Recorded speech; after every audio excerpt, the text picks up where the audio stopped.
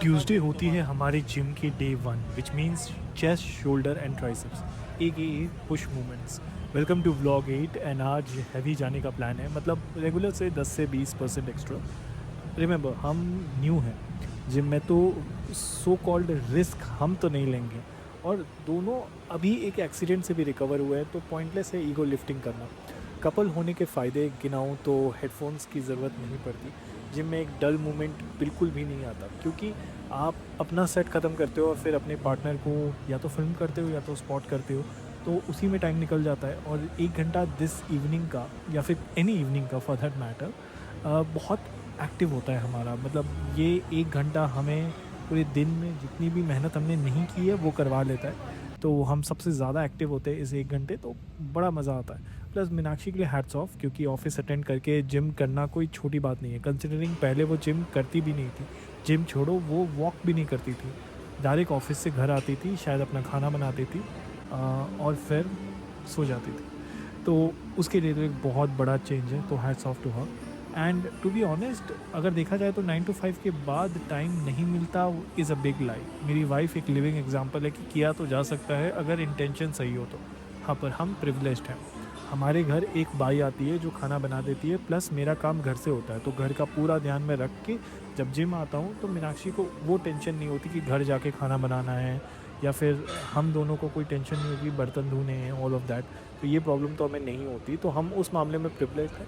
But I think जब तुम्हारे पास एक अच्छा खासा पैसा आने लगता है, आप अच्छे पोजीशन में होते हो, तो सबसे पहले जो करो इंडिया में वो है बाई लगा लो। क्योंकि ये प्रिविलेज सिर्फ इंडिया में मिलती है, ये मैं कनाडा में भी रह चुका हूँ, कनाडा में भी नहीं मिलती, यूएस में भी नहीं मिलती। वहाँ पे हाउस होल्ड हेल्प के लिए इट्स वेरी वेरी एक्सपेंसिव। तो इंडिया में यार जो बेनिफिट मिल रहे हैं वो तो उठाओ यार, बिल्कुल उठाओ। तो यहाँ पे बड़े आराम से हाउस होल्ड हेल्प मिल जाती है, सस्ते में मिल जाती है, तो उठाओ और फिर अपने फ्री टाइम पे अपने ऊपर ध्यान दो। कोई जिम जाओ, योगा सेंटर जाओ, जो लगता है करो, बट अपने लिए जितना टाइम बचा सकते हो वो करो। That is the best thing possible you can do with your money. Now आज हम थोड़ा लेट हो चुके हैं। यूजुअल टाइमिंग हमारा जो होता है वो 6 से 7, 7:10, 7:15 होता है, बट आज हम ऑलमोस्ट 8 बजे तक पहुंच गए हैं, क्योंकि मीनाक्षी थोड़ा लेट आई एंड मैं भी थोड़ा लेट पहुंचा जिम, तो फिर इसकी वजह से तो आज इसीलिए हमें थोड़ा क्राउड मिल रहा है। एंड यूजुअली ये बड़ा जिम है तो इक्विपमेंट्स मिल ही जाते, कोई ज़्यादा प्रॉब्लम नहीं होता। थोड़ा इंतज़ार करना, it's okay, we can wait for that. हम पेशेंटली वेट कर लेते हैं, तो ये अच्छी बात है हमारे लिए। और चेस्ट की स्ट्रैटेजी सिंपल है, अपर चेस्ट के साथ स्टार्ट करते हैं हम और मिड हिट करते हैं, और लोअर चेस्ट हम यूजुअली नहीं कर पाते, उतना टाइम नहीं मिलता, क्योंकि हमको फिर शोल्डर भी मारना होता है। एंड डे 2 में हम कोशिश करते हैं कि लोअर चेस्ट को भी हिट कर ले, क्योंकि वो डे 2 ऑफ पुश है, तो हम कोशिश तो यही रहती है कि हर हफ्ते में 2 बार हर मसल को ट्रेन कर लें। That's the point.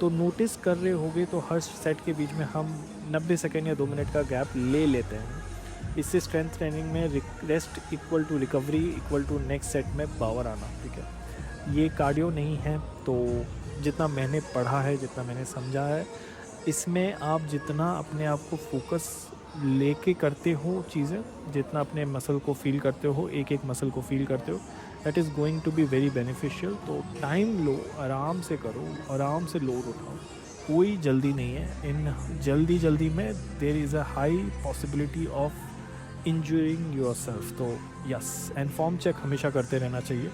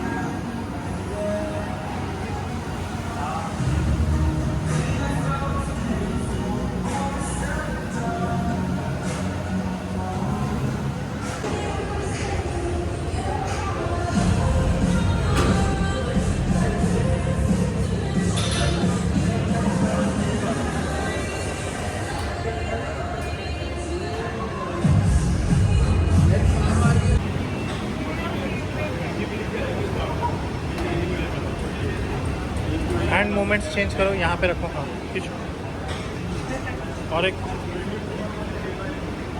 स्विच करो हाथ।